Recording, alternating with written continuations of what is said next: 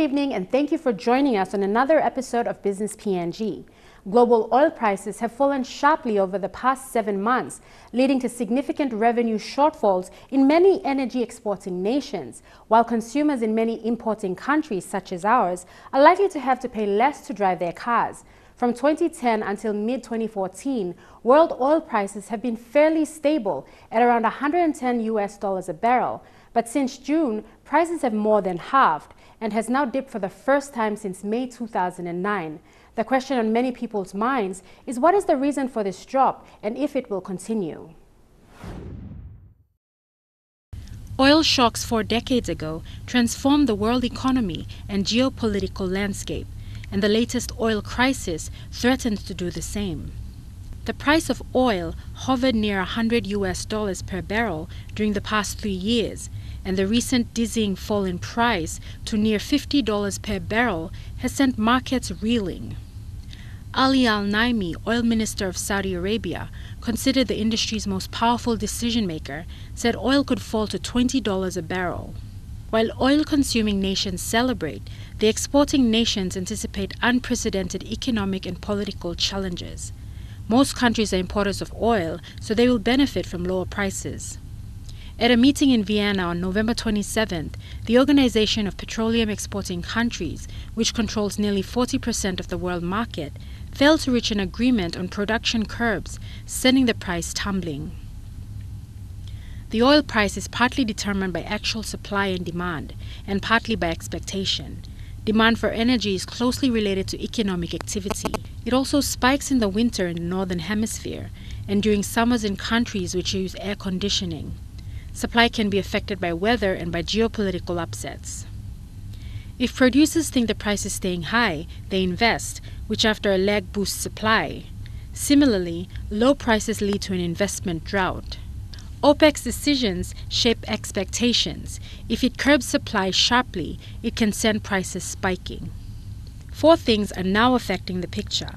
Demand is low because of weak economic activity, increased efficiency, and a growing switch away from oil to other fuels. Second, turmoil in Iraq and Libya, 2 big oil producers with nearly 4 million barrels a day combined, has not affected their output. The market is more sanguine about geopolitical risk. Thirdly, America has become the world's largest oil producer. Though it does not export crude oil, it now imports much less, creating a lot of spare supply. Finally, the Saudis and their Gulf allies have decided not to sacrifice their own market share to restore the price. They could curb production sharply, but the main benefits would go to countries they detest, such as Iran and Russia. Saudi Arabia can tolerate lower oil prices quite easily. It has $900 billion in reserves. Everything that has been said about the long-term impact of high oil prices is I think, true. I think at the moment, though, there is a very strong short-term reason why Saudi Arabia is doing what it's doing, and it's not about the long-term substitution of other things for oil or the long-term decline in oil demand. It's about the possibility of high oil prices causing an immediate slowdown in the global economy, a failure of the global economy to recover from its recent recession, which would have not a long-term detrimental effect on OPEC, but an immediate detrimental effect on OPEC. The main effect of this is on the riskiest and most vulnerable bits of the oil industry. These include American frackers who have borrowed heavily on the expectation of continuing high prices. They also include Western oil companies with high-cost projects involving drilling in deep water or in the Arctic, or dealing with maturing and increasingly expensive fields such as the North Sea. But the greatest pain is in countries where the regimes are dependent on a high oil price to pay for costly foreign adventures and expensive social programs. These include Russia, which is already hit by Western sanctions following its meddling in Ukraine, and Iran, which is paying to keep the Assad regime afloat in Syria. In its monthly oil market report, issued January 15th, OPEC said it expected even less demand for its oil in 2015, but added that the growth in oil supply in the United States also will slow. The report said demand for the cartel's crude oil would be 28.8 million barrels per day this year, a step down by 100,000 barrels per day from the estimate in its previous market report issued at the Vienna meeting. At its meeting in November, OPEC decided not to cut output below a 3-year-old limit of 30 million barrels per day. There will be a slight rise in demand in some areas, North America and countries in Asia other than Japan and China. But OPEC said that demand will be satisfied by oil being produced in countries that aren't members of the cartel. Here's how OPEC's economists put it in their 100-page report. The main factors for the lower growth prediction in 2015 are lower oil price expectations, the declining number of active rigs in North America, the decrease in drilling permits in the U.S., and the reduction in international oil companies' 2015 spending plans. The report increased its estimates for 2015 U.S. production to 13.81 million barrels per day, up from 13.72 million in its December report. But OPEC estimates that the growth of the U.S. oil supply over the entire year will be lower, prorated at 950,000 barrels per day, compared with 1.5 million.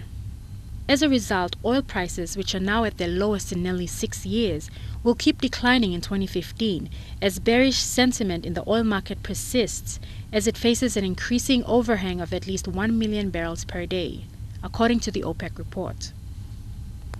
Coming up on the show, how will the drop in oil prices benefit the Papua New Guinean consumer, and how may it affect the government's budgetary expenditure? Stay with us to find out more.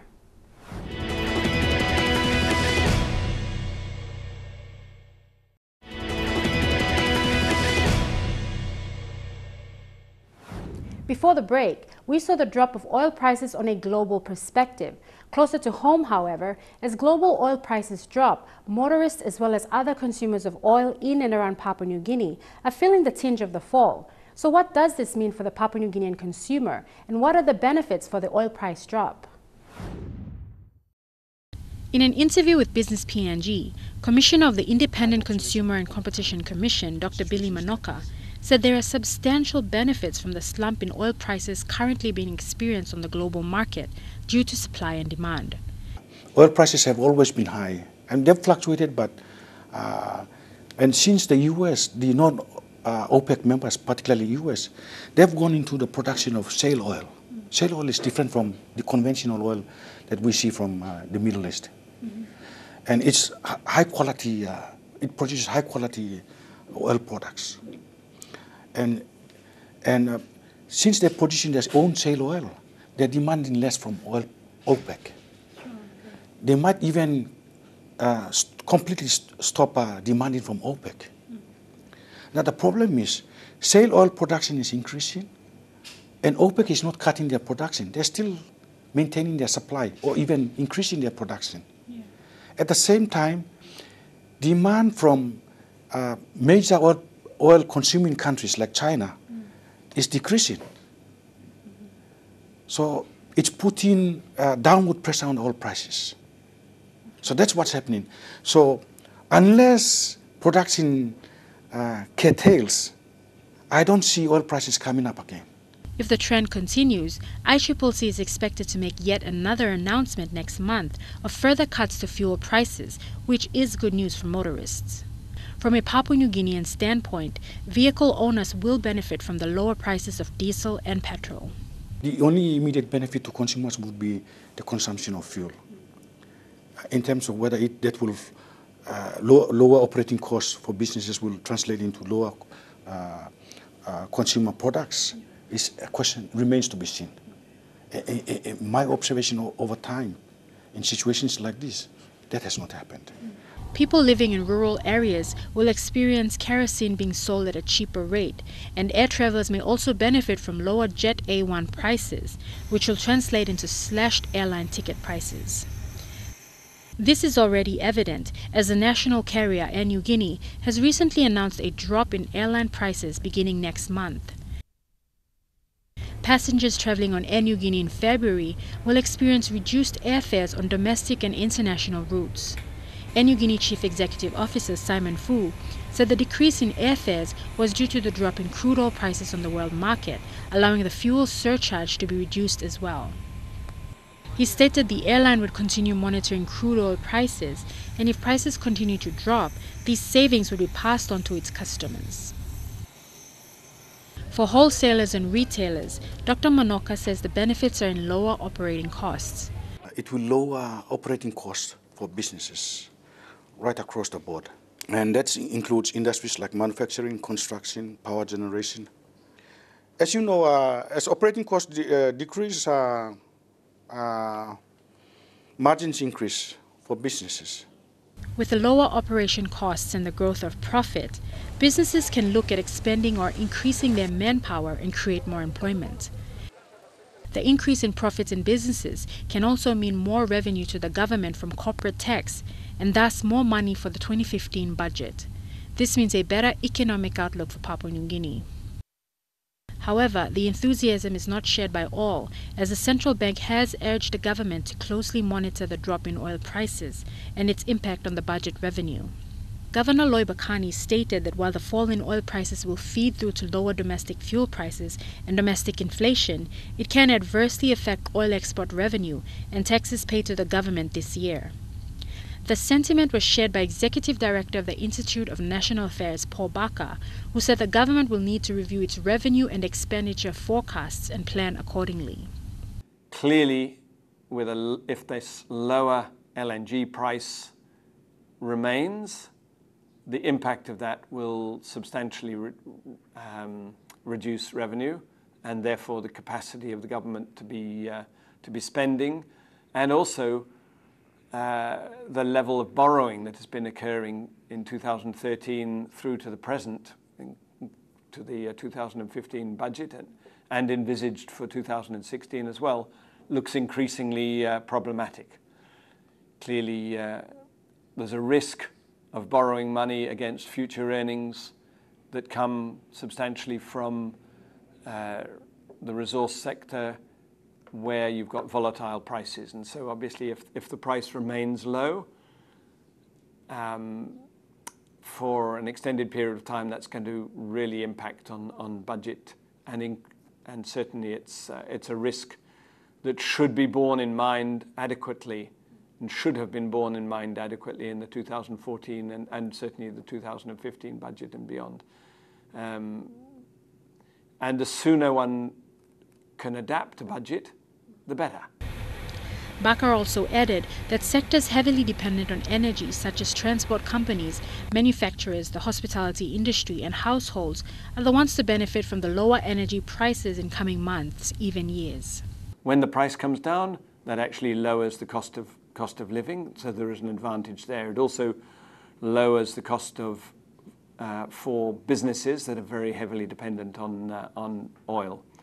So agricultural businesses that need a lot are intensively, like sugar production, for example, a lot of use of tractors and processing, or the aviation industry and transport industry. Obviously, it's very dependent upon the price of fuel. So Air Niugini has already been able to announce lower airfares, and so it gives a boost to the aviation industry and to the transport industry, and therefore by implication to those industries that are dependent upon those.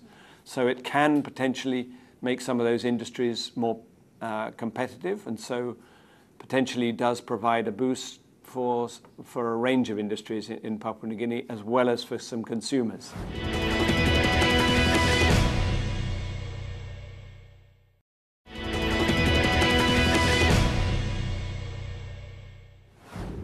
Welcome back. In times of great economic prosperity, the very foundations of life and business undergo changes that transform industries and companies. The emergence of earth-shattering business trends redefines the way business is conducted and profits are realized. These are game changers.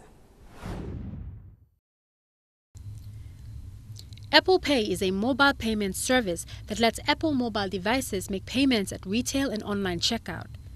It intends to digitize and replace the credit or debit magnetic stripe card transaction at credit card terminals. The service lets Apple devices wirelessly communicate with point-of-sale systems using a near-field communication antenna, a dedicated chip that stores encrypted payment information, and Apple's Touch ID and Passbook. To keep transactions secure, Apple uses a method known as tokenization, preventing actual credit card numbers from being sent over the air. Credit cards are verified in just a few seconds, but some cards require a phone call, app download, or an email to verify a card before it can be added to Apple Pay. Once a card is verified, it is immediately available for purchases both in stores and within apps. 8 cards can be registered with Apple Pay at one time. Once a credit or debit card has been added to Passbook, Apple Pay is ready to be used in stores and in apps. In a retail store, when approaching a point-of-sale system compatible with Apple Pay, the screen of the iPhone 6 or 6 Plus will light up and open Passbook automatically, where a user can tap on a credit card to be used or pay with the default card. A finger registered with Touch ID must be kept on the home button for a short amount of time, after which a payment is authenticated and the transaction is completed. A completed payment is denoted by a slight vibration, a check mark on the screen, and a beep. The service keeps customer payment information private from the retailer and creates a dynamic security code generated for each transaction. Apple added that they would not track usage, which would stay between the customers, the vendors, and the banks. Users can also remotely halt the service on a lost phone via the Find My iPhone service. Apple CEO Tim Cook announced on October 27, 2014, that more than 1 million credit cards have been registered on Apple Pay in the first 3 days of its availability, making it the largest mobile payment system as of yet. Do you have your Balance Rewards card? I do.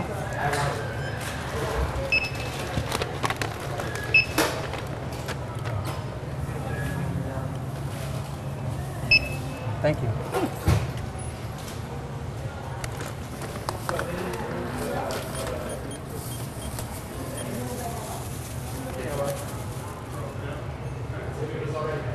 So a total will be $9.95. Okay.